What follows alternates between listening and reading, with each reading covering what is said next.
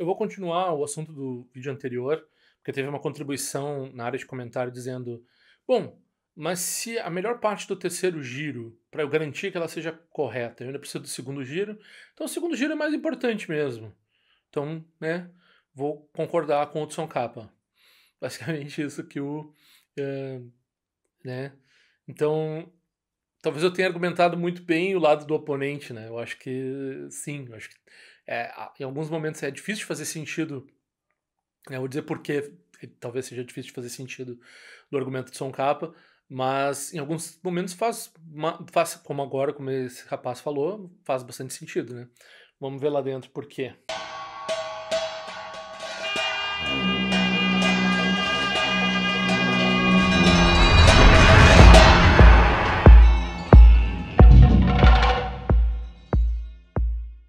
Então, quem está no podcast não vai ver, mas eu estou mostrando aqui um pôster do Buda Shakyamuni em A3. Quem quiser receber é só enviar para conexõesauspiciosas@gmail.com, enviar o seu endereço de correspondência e fazer uma contribuição de pelo menos R$ 50, pelo mesmo conexõesauspiciosas@gmail.com, né, usando como chave Pix. Né?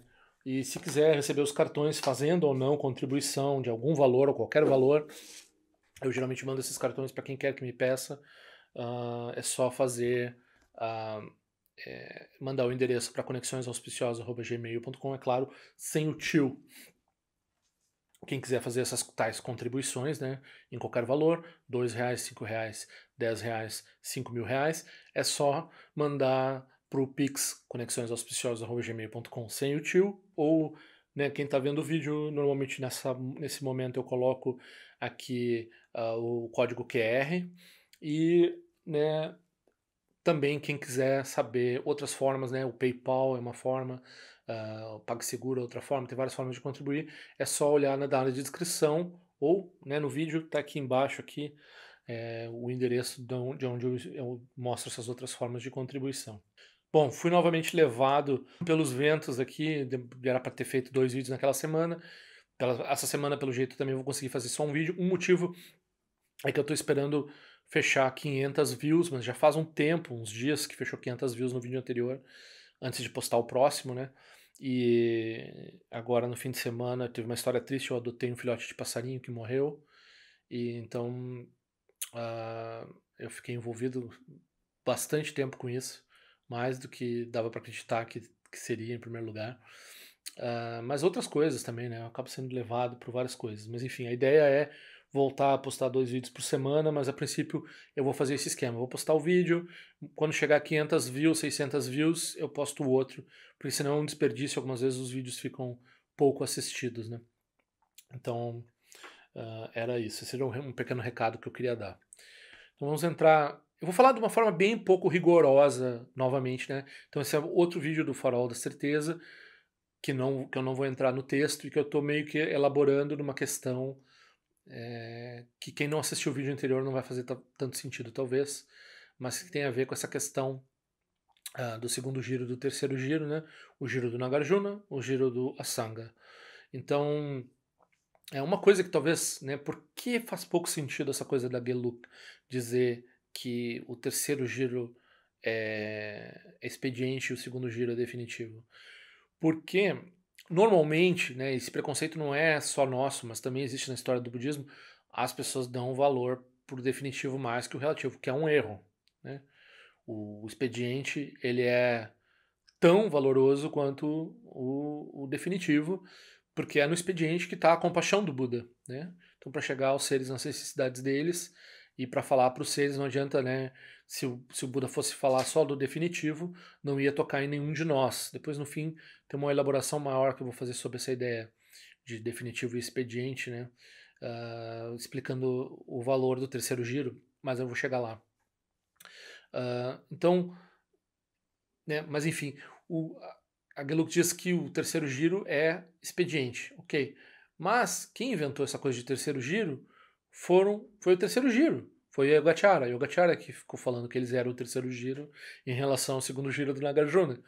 Então, do ponto de vista deles mesmos, eles seriam, né, se a gente assumir essa visão convencional de que o definitivo é superior, eles vão dizer: nós mesmos estamos propondo uma coisa que não é o definitivo.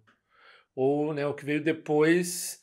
É uma relação é uma relação curiosa com o ensinamento do Buda, de forma que o desenvolvimento, então, tem uma degenerescência no ensinamento do Maitreya, né, com relação ao ensinamento do Nagarjuna, porque o definitivo do ensinamento do Maitreya não é tão puro, não é tão bom quanto, né, e ele que veio com esse pedigree todo e é aceito pelos Gelug também. Então, né, é curioso, né? Agora, realmente, fazendo o argumento como eu fiz no vídeo anterior, entendendo que, de um ponto de vista intelectual, é que a gente vai frisar muito essa, né, essa coisa não rigorosa de falar segundo giro é um pouco mais intelectual, terceiro giro é um pouco mais meditativo. Né? Claro que todos os três giros têm meditação e todos os três giros têm estudo. Inclusive os aspectos refinados do terceiro giro, eles são mais estudáveis, porque tem mais detalhe e coisa para aprender, né? Mesmo nesses aspectos que a gente reconhece como bastante expedientes, né? Eles são muito, muito barrocos, muito detalhados. Então são quem gosta de estudar tem um monte de coisa para estudar, né? Só não está falando assim diretamente da natureza das coisas, às vezes está falando de características constitucionais do ser humano, e de aspectos da meditação e prática e assim por diante. Tem muito mais coisa a falar sobre isso, estudar em termos disso, do que o definitivo propriamente. Eu sempre falo, as pessoas não acreditam que o definitivo é fácil, é relativamente fácil de entender os aspectos do definitivo. O difícil é a prâmina convencional, a prâmina do relativo. Essa daí vai longe, é muito complicada.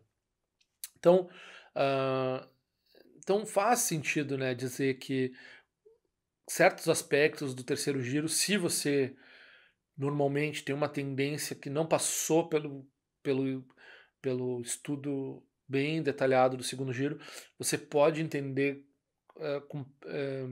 criar uma visão errônea usando os ensinamentos. Eu vou explicar também por que isso acontece, né? E daí o pessoal, claro, disse, se eu preciso tanto assim do segundo giro para me garantir no que está correto no terceiro giro, é óbvio que o segundo giro é muito mais definitivo, muito melhor, muito mais importante, né? Então, argumento faz sentido, né? Tá um pouco de acordo com o que eu falei. E aí, porque a gente tem um definitivo no terceiro giro também. Então a gente vai entrar nessa. Por que, né, haveria um outro definitivo no terceiro giro, né? Que é basicamente a mesma coisa, só sobre um outro ângulo, né? Vamos dizer. Mas aqui a gente precisa falar dessa forma um pouco rigorosa, que o segundo giro, né, tem uma ironia muito grande, que todo mundo que estuda reconhece, assim. Por quê? Porque o budismo é uma tradição conhecida pela desconfiança com o intelecto, né?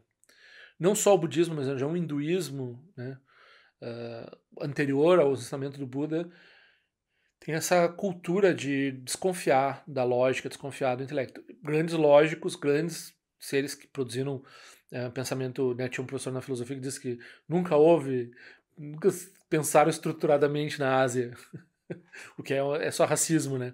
Mas tem grandes pensadores extremamente escolásticos, estruturados, lógicos e tal, etc. Mas realmente, de fato, o subcontinente indiano, e o budismo faz parte disso, tem uma grande desconfiança do pensamento racional, que é justificada. Porque se a gente está falando, vamos falar assim, bem budistamente, assim, impermanência, né? Porque como é que a gente faz o argumento de impermanência? Por que as coisas todas são compostas, são impermanentes? Porque as coisas compostas, como elas são compostas, são feitas de partes, ou elas dependem, né? Então a composição dentro delas elas têm partes, ou elas dependem de uma coisa externa para se sustentar. Elas precisam de um chão para ficar, elas precisam de uma mente para dar conceitos para elas, para uma xícara assim, uma mente que vai tomar o chá. Não é uma xícara, é um pedaço de um amontoado de átomos disposto de uma certa forma, né? Para ser uma xícara, para ter um uso como xícara, depende de um conceito que depende de várias coisas, entre essas coisas, um conceito de xícara e um uso de xícara. Ok. Então a gente tem o aspecto cognitivo como uma das partes da maioria dos objetos com que a gente tem relação cognitiva. Mas além disso, eles também têm as partes deles e assim por diante. Então esse argumento que se forma a partir da impermanência é que se tem dependência, a dependência não é confiável. Se não é confiável, vai mudar. Né? Necessariamente vai mudar, necessariamente vai cessar, vai deixar de ser aquilo, né? Porque em alguns momentos é um conceito, né? Então por que o banco deixou de ser banco e virou mesa? Porque a pessoa sentou no chão e começou a usar o banco como mesa. Então cessou o banco. Se a pessoa quiser usar o banco, ela vai sentar, né? No negócio, vai usar como banco, vai voltar a ser banco. Então, tem um conceito ali que usou o objeto, né, que determinou que o uso do objeto, e esse conceito também é impermanente. Daqui a pouco a pessoa pega aquela madeira, ela transforma em outra coisa. Ah, isso era meu banco. Mas como? Agora uma obra de arte está na parede, né? Não faz o menor sentido. Então, essa dependência e essa não confiabilidade na composição é o que determina o que é impermanente. E agora, quando a gente está falando de argumentos que são montados a partir de premissas e que chegam a conclusões e assim por diante, como que a gente vai confiar numa coisa que está toda ela, não só dependendo das partes internas dela e das ligações que tem entre essas partes, né, como está dependendo de uma coisa muito complexa que é semântica, né, o que realmente as partes estão querendo dizer, né? Então, tanto os elementos, a encadeação entre os elementos como a encadeação dos elementos com seus referentes, com seus objetos, com suas ideias e assim por diante, não são permanentes, não são confiáveis, não são refúgio. Então, claramente lá no segundo giro, a gente vai falar mais sobre isso quando a gente estiver debatendo os Svatantrikas, que parece que são os budistas que eles ainda acreditam um pouco que a vacuidade pode ser, um definitivo pode ser estabelecido através da linguagem. Acho que claramente todo mundo diz, até talvez eles digam que não é assim, né? Mas os prasanka eles vão dizer, você diz que desconfia do intelecto, mas olha só, você está usando aí um silogismo para demonstrar a vacuidade. Né? Como é que um silogismo vai demonstrar a natureza do definitivo? Se o silogismo é algo convencional e é algo que depende, que tem dependência e depende de semântica, depende de um monte de coisa. Então,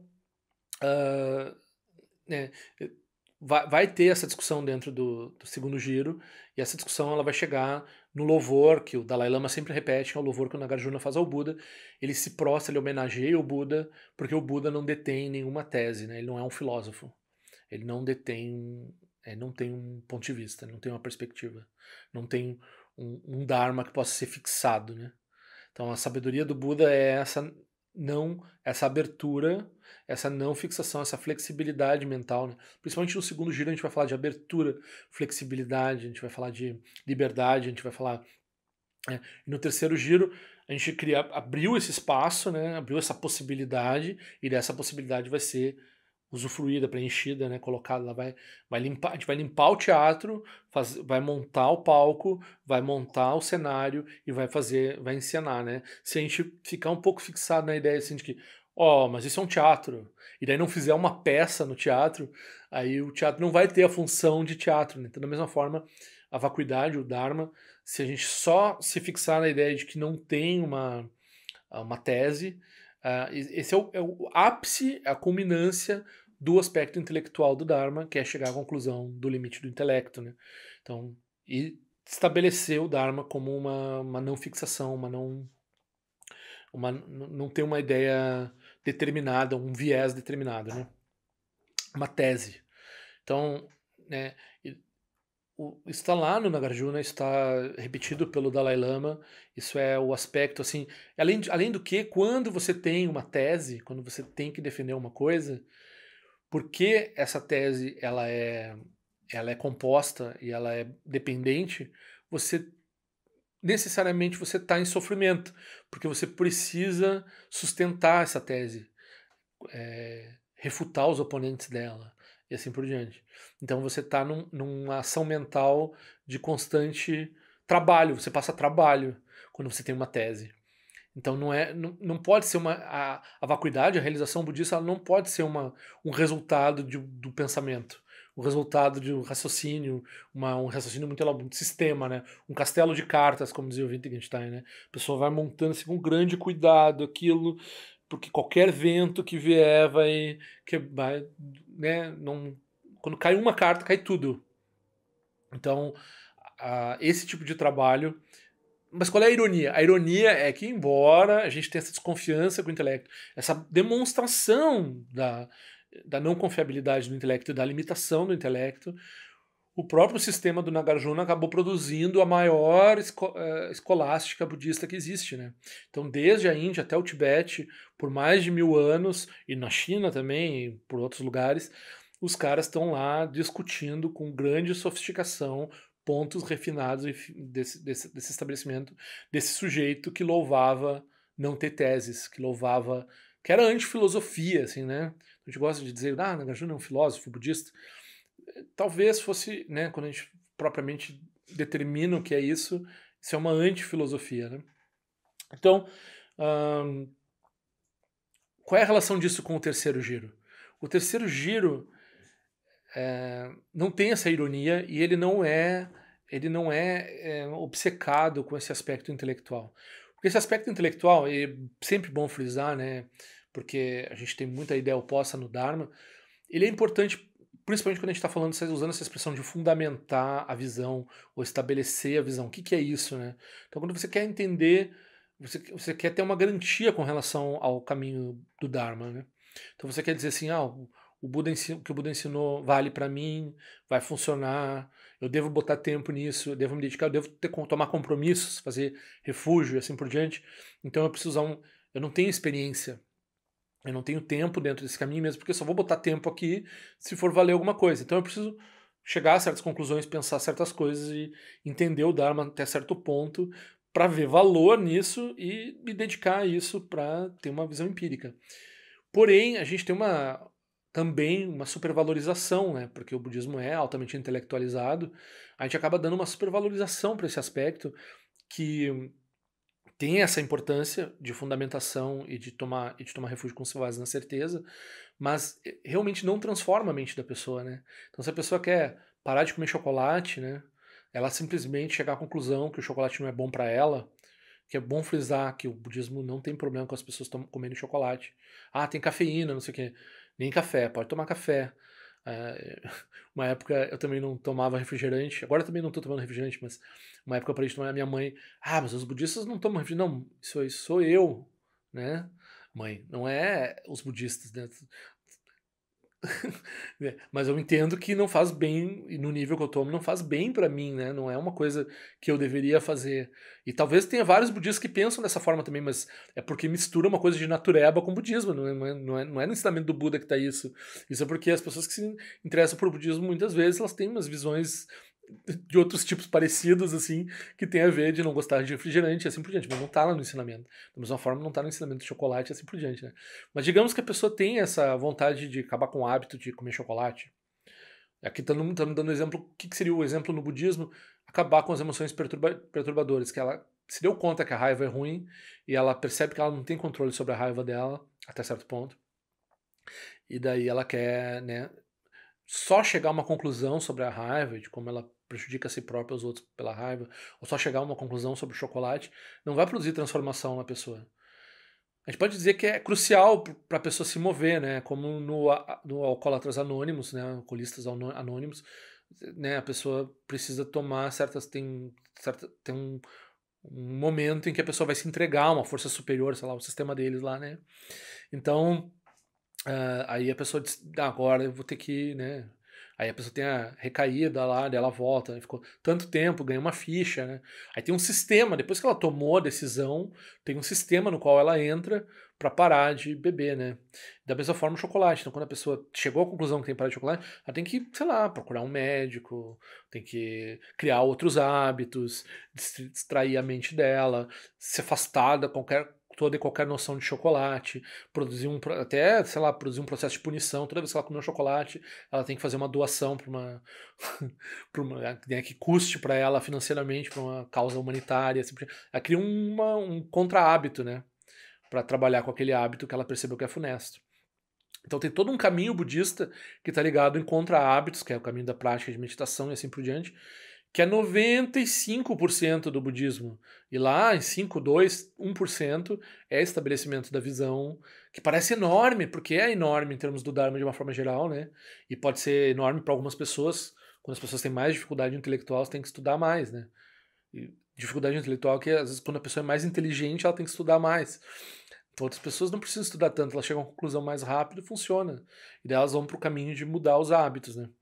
Então, o segundo giro, não lá nos praticantes dele, mas na manifestação histórica, na manifestação prática dele, acabou sendo mais voltado para o debate, para a defesa, para para falar com as outras tradições, né? Para ter essa coisa do diálogo interreligioso e não sei o quê, e produzir Nalanda e os sistemas de sustentação do budismo, de sobrevivência do budismo. Então, é uma escolástica, né? Uma coisa ligada ao estudo. Agora, ao mesmo jeito, da mesma forma, tem esse pessoal que vai se focar mais em prática, vai focar mais em meditação, não vai estudar tanto. No ápice vai ter o que chama do yogi erudito, né? Então é uma pessoa que pratica e que tem erudição, né? Que isso é o ideal, assim, né? Então nem sempre, numa mesma vida, a pessoa vai conseguir estudar e vai conseguir praticar. Então a pessoa pode só praticar e atingir alguma realização, ou ela pode só estudar, e estudar não vai produzir realização, mas ela pode ajudar a sustentar a pureza do Dharma e assim por diante, tem um mérito, né, em estudar. Então, de forma geral, pensar sobre o chocolate, sobre o álcool, sobre os venenos mentais, estudar um monte disso, não vai produzir um fragmento, não, um amassinho no paralamas do carro da raiva do chocolate, não vai produzir nada. A pessoa não, depois de tomar a decisão, ela precisa passar pelo processo, né?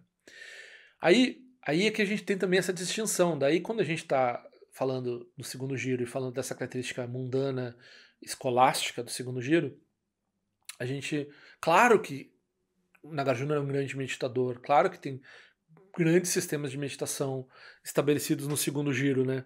Mas eles são principalmente caracterizados pelo estudo, principalmente caracterizados pela tradição polêmica, pela estabilização do Dharma, estabelecer o Dharma no seu formato final, né?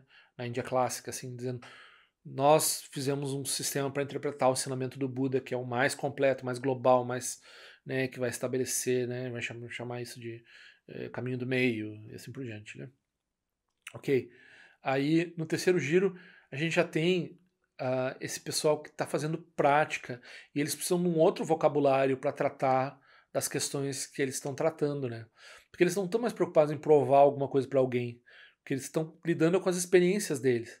E daí, quando eles estão falando uns com os outros, assim, eles estão usando expressões que dizem respeito às experiências meditativas deles, né? Então, isso fica um pouco perigoso quando uma pessoa que não está fazendo prática começa a ouvir isso, ela começa a associar, é que nem falar de unicórnio para ela, né? Porque ela não tem aquela experiência. Então, algumas pessoas, assim, cinicamente dizem: ah, mas se a pessoa lê um texto que é muito focado em meditação e daí ela não tem aquela experiência, vai passar batido. A pessoa, né, não vai cheirar nem feder, não tem problema. Né? É auto-secreto. A pessoa vai dizer assim, cinicamente, é auto-secreto, isso aí, não tem problema nenhum.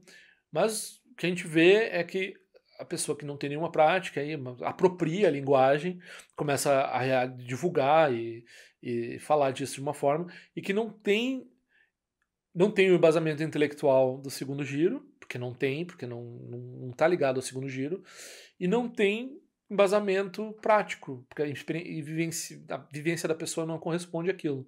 Então a pessoa não tem base de como falar daquilo.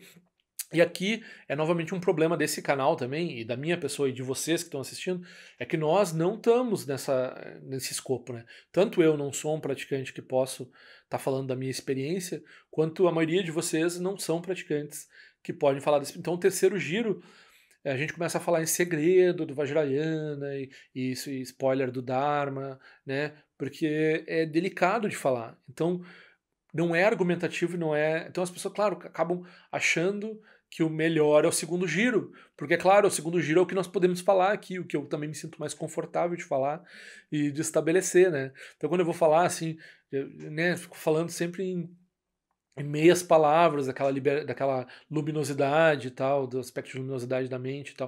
Porque isso não é uma coisa que tu vai fazer um argumento com relação a isso, né?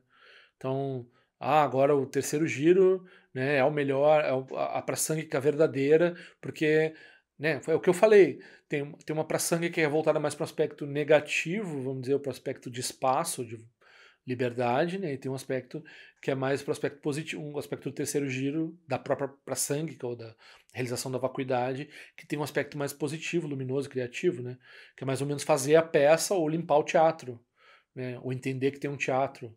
Então, tu entende que tem um teatro, estabeleceu a visão, limpou o teatro, porque é o que tu sabe fazer para fazer uma peça.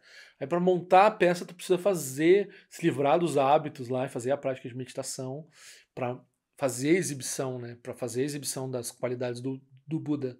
Aí, tu pode falar assim, mas a Live Jnana de um lado e do outro lado é Tathagata Garbha, né? Então a Live Jnana, você diz, a Live Jnana é ensinamento expediente. Mas o ensinamento definitivo ligado ao expediente da Live Jnana é o Tathagata Garbha. E daí, na prática, as pessoas vão lá, praticam, encontram a Live Jnana e acontece, né? Talvez fora da tradição budista acontece seguido, e na tradição budista pode acontecer se a pessoa não é esclarecida, ela vê a Live Jnana e reconhece a Live Jnana e acha que aquilo é iluminação. Né? Aquilo ali é o primeiro obstáculo. A pessoa tem que atravessar a laia para depois ver o Tathagata Garbha, né? Diretamente, vamos dizer assim. Ver é uma palavra que se usa assim, né? Não é ver, né? Não é ver com os olhos, também não é ver como um objeto, não é ter uma experiência dual, né? Então, por isso não se fala tanto do terceiro giro dessa forma, porque o terceiro giro naturalmente é para falar dentro do escopo de pessoas que estão vivenciando as mesmas experiências meditativas, né? Num mesmo retiro, numa mesma relação de aluno-discípulo com o mesmo professor, né? Então aí dá para começar a falar, e também porque né, qual é o argumento do Prasanga? O Prasanga é que ele não tem uma tese, né? Então ele tem aquela liberdade da mente, e aquela liberdade da mente produz aquela inteligência que consegue reagir com compaixão às perguntas e às colocações e os debates que vêm daquela mente convencional lá das pessoas que estão operando daquele jeito svatantrika, né? Ou operando fora do Dharma, de forma herege. Então ele consegue, através da sua total falta de ausência de viés, produzir uma resposta para aquilo que está surgindo, sem nenhum tipo de tendência, né? Respondendo aquilo, destruindo a negatividade que tem naquilo, sem nenhum tipo de maldade, né? Como o Chandrakirti ele diz assim, se eu falar alguma coisa que destrua a sua visão de mundo, mas eu não tenho nenhuma intenção de destruir sua visão do mundo, eu só falei o que eu acho, a conclusão que eu cheguei. Aí você destrói tudo que você tem como mais querido. Não posso fazer nada, me sinto muito, não é culpa minha, entendeu? E aí, dessa forma, essa liberdade, quando a gente está falando assim, lá da experiência autêntica do professor, né? Então, da experiência dele vai brotar também a resposta para os problemas meditativos dos alunos, dentro da linguagem ligada lá ao terceiro giro. Então, a gente pode dizer assim, o segundo giro é intelectual, o terceiro giro é mais meditativo. Mas isso é bem grosseiro, né? Tem bastante meditação no segundo giro e tem bastante uso do intelecto no terceiro giro, né? Então, cuidado com isso, mas é um pouco isso. Então é por isso que faz sentido, né? Quando a gente começa a dizer que o segundo giro é tão importante, assim por diante. Porque o segundo giro é o que nós podemos falar aqui, né? Tanto pela minha capacidade e pelo pouco mais que eu tenho, que é um pouco de leitura e tal, quanto pela audiência, porque a audiência é não budista, ou budista que está começando, ou pessoa que fez pouca prática, ou se fez alguma prática, né? Então, se a gente começa a falar aqui, da natureza da mente, não sei o quê, quem faz isso de uma forma aberta, dessa forma, está promovendo a destruição do Dharma, assim, né? É basicamente isso, como eu falei no meu vídeo de spoilers do Dharma, o link vai estar na descrição, né? Então, as pessoas se perguntam, mas por que, né, o terceiro giro é um pouco mais protegido, né, secreto e tal, etc. Não é tudo que tem no terceiro giro, mas muita coisa. E é por causa disso, porque se a gente está na hora de estabelecer a visão, não é a hora de falar no terceiro giro. O terceiro giro é para falar na hora da prática, né? Então, quando a pessoa estiver engajada na prática, daí vem a linguagem do terceiro giro. Claro, ótimo, sim. Se a pessoa está num mosteiro tradicional, né? Normalmente, monge, a gente pensa, monge medita. Monge não medita, né? Monge estuda. Pode ser que depois, assim, que estudar bastante, vai lá. Claro, todo dia faz um puja, né? Recita as orações uns com os outros ali. Né? Talvez faça um pouco de shamatha, um pouco de meditação todo dia, porque agora todo mundo da Teta ênfase para isso, tradicionalmente talvez não se fizesse, né? Mas para fazer um retiro, assim, de muita prática, é o pessoal que se formou já que vai fazer. Então, claro, quando você está estudando na universidade, você estuda segundo giro, estuda terceiro giro só no estudo, por um longo tempo. Claro, você é um monge daí, né? Sua identificação é como budista. A sua vida é o budismo, né? Agora, para nós aqui que estamos tentando se aproximar do Dharma, assim, se a gente começa a falar de terceiro giro e de tentar fazer uma defesa intelectual do terceiro giro, que a gente já derrotou o intelecto lá no segundo giro, né? A gente já chegou à conclusão que não tem uma tese. Então a gente está falando o quê? A gente está falando de luminosidade como alguma coisa que a gente vai provar para alguém. Ó, a mente é luminosa, o aspecto de luminosidade é importante, esse aspecto criativo, não sei o quê. Isso aí não está mais no âmbito do debate, não está mais no âmbito de provar alguma coisa para alguém, convencer alguém de alguma coisa, né?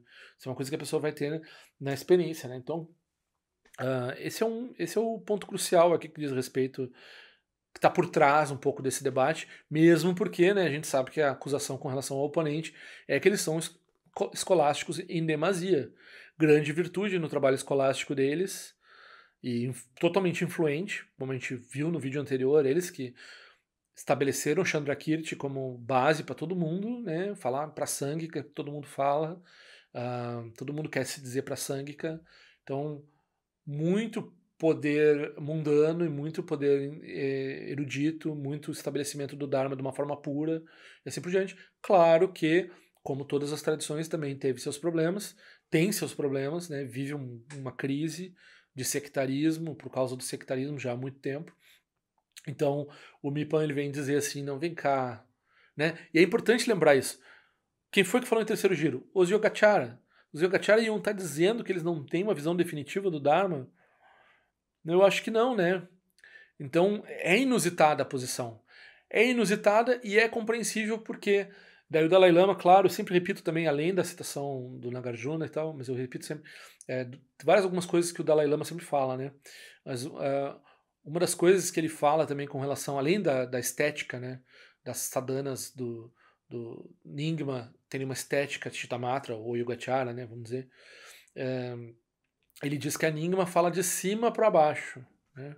Então ela fala do ponto de vista da realização para baixo. E a Geluk fala de baixo para cima. Então fala do ponto de vista do ser senciente que precisa de ajuda, né, para o Buda. Então não tem, novamente aqui em termos de expediente definitivo, não tem aqui uma que é melhor e uma que é pior aqui, né? Porque entender a visão dos seres sencientes é tão importante quanto entender a visão do Buda, porque o aspecto de compaixão e o aspecto de sabedoria são a mesma coisa, né? Então, mas ele fala isso da própria tradição dele, né? Ele fala que a própria tradição dele. Por que, que a Nyingma é dita de tem uma estética Yogacara e a Nyingma é dita falar de cima para baixo? Porque, por exemplo, eu estava pensando quando a gente faz prática de sadhana, às vezes, né? Então, a gente vai lá, tem um momento que vai fazer oferenda, então tu faz um mantra, Om Dharma Soba, Om Dharma Soba Shuddho Ram, Om Dharma Sarva, Om Sarva Dharma Soba. Então a gente faz um mantra assim, Om Sarva Dharma Soba Shuddho Ram, né? E aí, às vezes tem uma notinha explicando assim, tudo se transforma em vacuidade, e daí você vai dispor você limpou, né?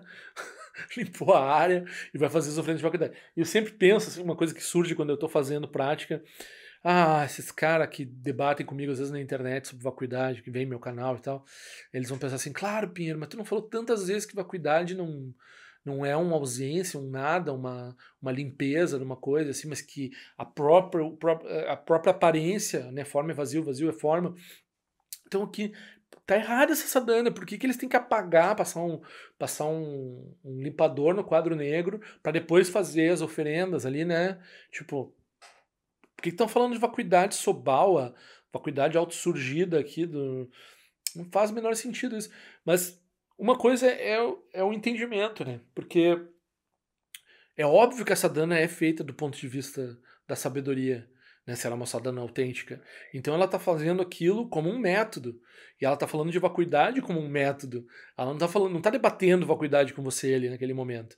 Aí você não pode chegar lá com uma visão crítica e dizer, essa vacuidade aqui que está acontecendo aqui na parte de oferenda aqui, os caras não têm noção, né? Tipo, pô.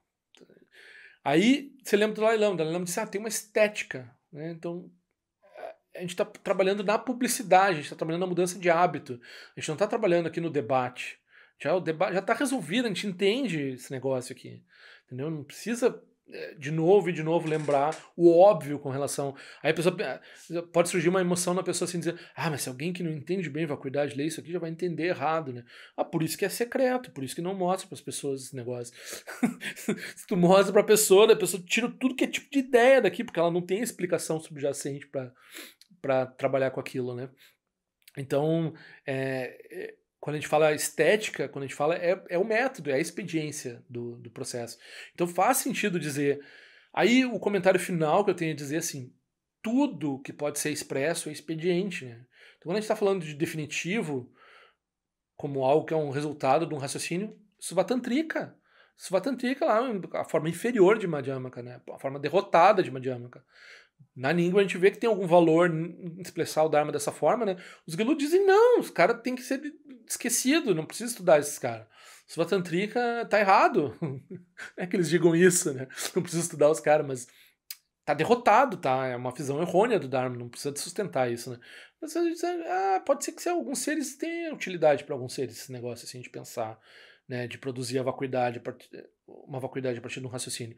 Mas mesmo essa vacuidade que a gente está falando aqui na Garjuna, assim, de não ter tese, não sei o quê, mas tá falando, né? Isso não é não tem um paradoxo nisso de estar expondo uma tese de não haver tese. Se viver um chato, já começa desse jeito, assim, né? E daí você diz, mas é que, né, eu digo, me limpa, basta abrir a boca para cair em contradição.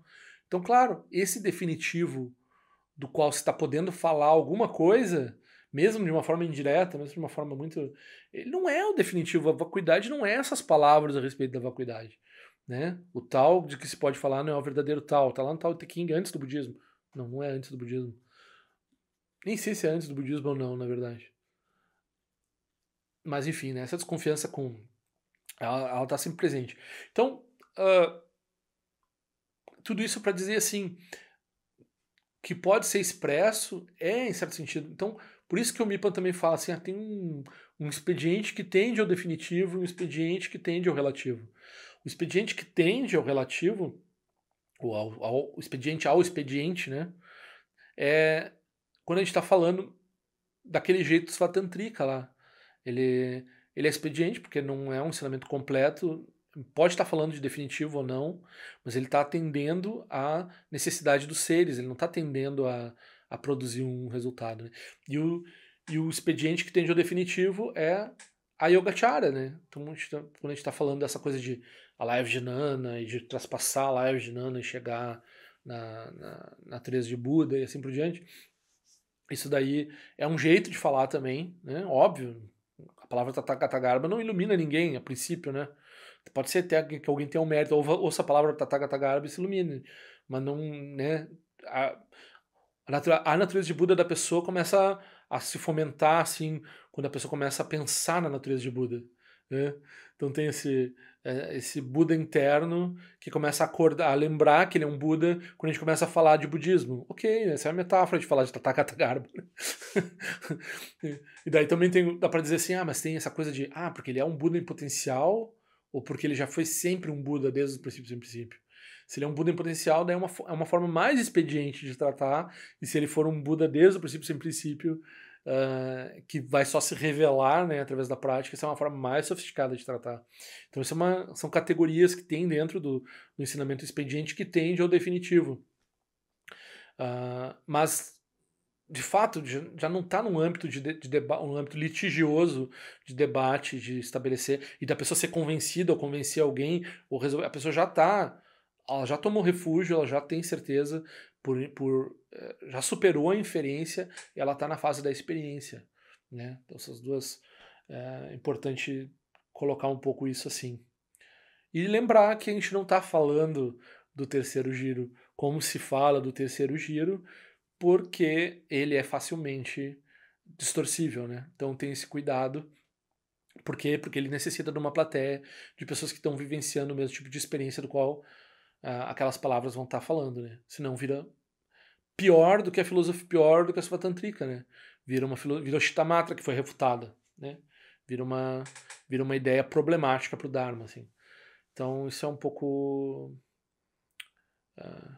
E, claro, terminando dizendo assim, claro, óbvio, Sem o primeiro giro, não vai ter segundo giro. Sem o segundo giro, não vai ter terceiro giro.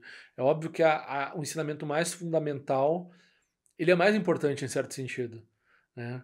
Então, em certo sentido, quando a gente está fazendo essa hierarquia, dizendo que o terceiro giro é o terceiro giro que é o mais sofisticado e é o melhor de todos, é porque ele surge com base no segundo e no primeiro giro, né? Sem os outros giros, eles não podem estar em contraposição, eles têm que estar em inclusão sucessiva, assim, né? Como eles estão em inclusão sucessiva, é que a gente pode falar de hierarquia, senão aí vira só sectarismo, né? De fato. Então era isso, né? Além dessa questão de estudar, então eu faço muito mais prática do que eu estudo, né?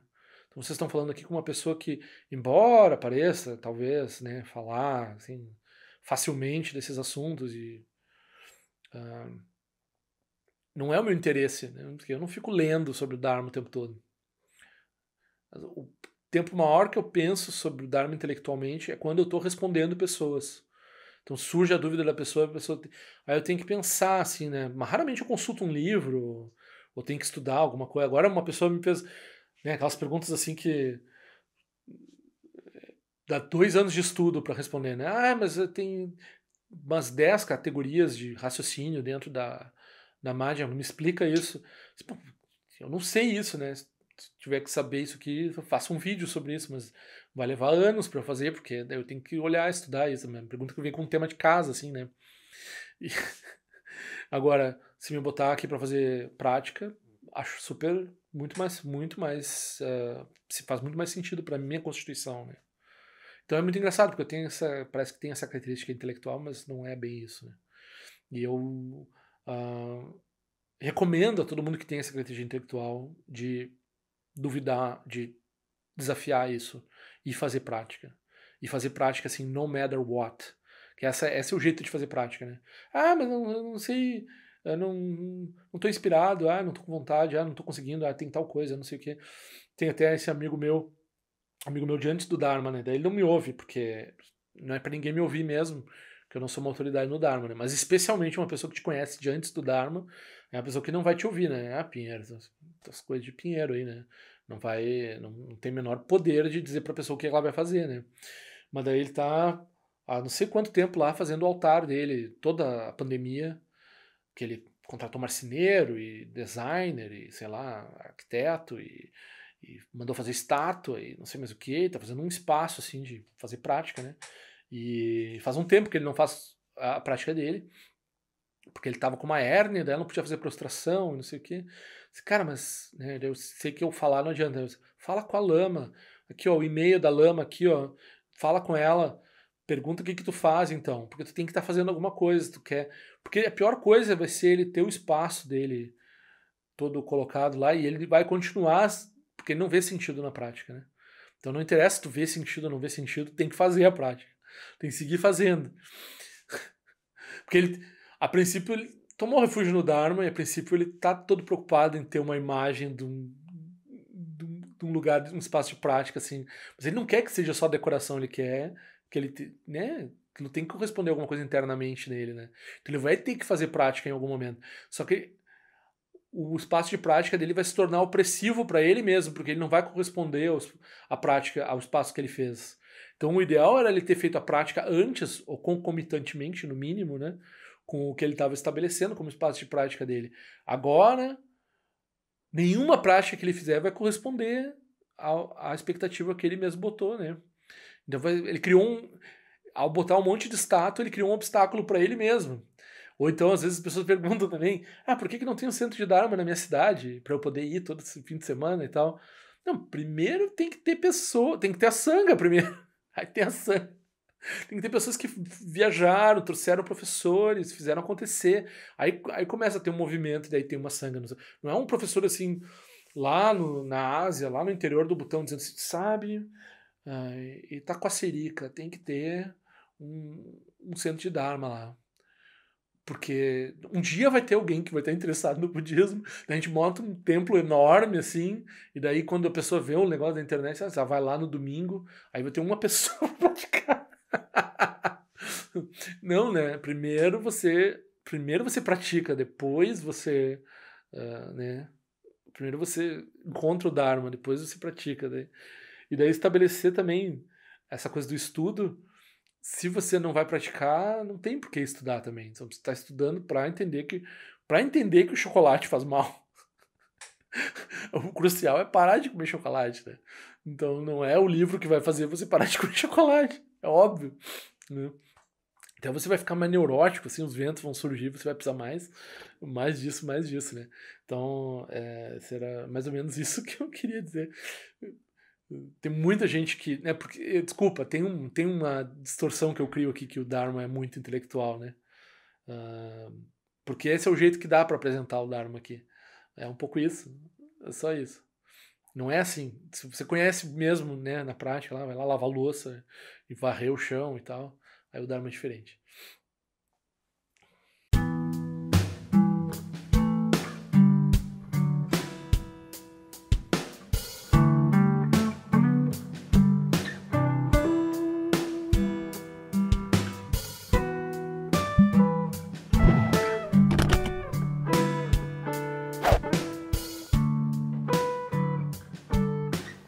Ei, não esquece de se inscrever no meu canal, é importante para mim. Clica na sinetinha para receber a notificação e se quiser se inscreve no meu boletim informativo de forma que eu ando fazendo, o que eu ando pensando. Também para contribuir de alguma forma com esse canal, esse é o endereço. Eu espero que em breve nós nos vejamos na prática do Dharma. Ao longo de minhas muitas vidas e até este momento, todas as virtudes que tenho alcançado, inclusive o mérito gerado por esta prática e todas as que vier a conseguir, ofereço para o bem-estar dos seres sencientes. Possam a doença, a guerra, a fome e o sofrimento diminuir para todos os seres, enquanto sua sabedoria e compaixão aumentam nesta e em vidas futuras. Possa eu claramente perceber todas as experiências como sendo tão insubstanciais como o tecido do sonho durante a noite e imediatamente despertar para perceber a manifestação de sabedoria pura no surgir de cada fenômeno. Possa eu rapidamente alcançar a iluminação para trabalhar sem cessar pela liberação de todos os seres. Nirawe Korajinga Sumpana Neoma Lundi Kwene Tirezi Wante Jinja Soiza Pekajar Produtin Jyochi Om Sochi Jamen Champene Jirasawa Kuncha Tuzio Zetai Bai Mediano Jutu Piamania Jogi Sasunda Tutin Jyochi Chime Kwene Pema Sambao Sasora Jinjese no Pai Garjuan Shujuku Tupeku Kuse Destintes Indar Shinju Jigmetu Jutru Panange Wancha Tungandu Pateno Muyengi Kupamalora Sanelundu Tileta Tutin Jyochi Pemeja Sum Pemeri Suji Pemetan Lati Kusizuan Pemancho de Droma de Soji Nani Bemelun de Jyochi Penenjoane Chimpote Payuri Nebadan de Basi Pechambundan Kuseja Senten Jyochi Kusun Sanje Guru Rinpoche quando condade o Ajimbo Jabarche com seu tutor da poça só deve sotin de lapto so não são ebe Jeshuva dan São Paulo de dropa gelo uma rumba zaguru pema cede hun que loja som de loje zalin sa som cha papel do Joshua sung não guarda midral do sungele show